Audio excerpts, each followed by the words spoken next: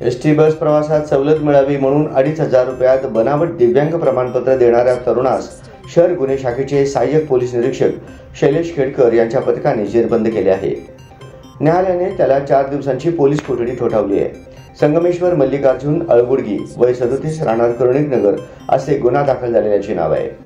संशयित आरोपी संगमेश्वर अळगुडगी हा एसटी महामंडळात कंत्राटी चालक म्हणून काम करतो। त्याचे वडील लहानपणीच मयत झाले असून आईने त्याचा सांभाळ केला आहे।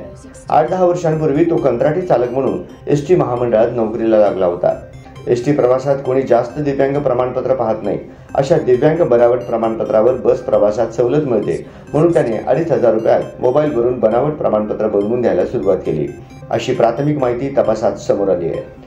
तो 40%, 50% दिव्यांग असल्याचे बनावट प्रमाणपत्र तयार करून देत होता। त्याच्या विरुद्ध सदर बाजार पोलिसात गुन्हा दाखल झाला आहे। बनावट प्रमाणपत्र तयार करून देण्यात आणखी कोणी आहे का, अशा बाबींचा तपास सुरू आहे। सहाय्यक पोलीस निरीक्षक खेडकर तपास करत आहेत।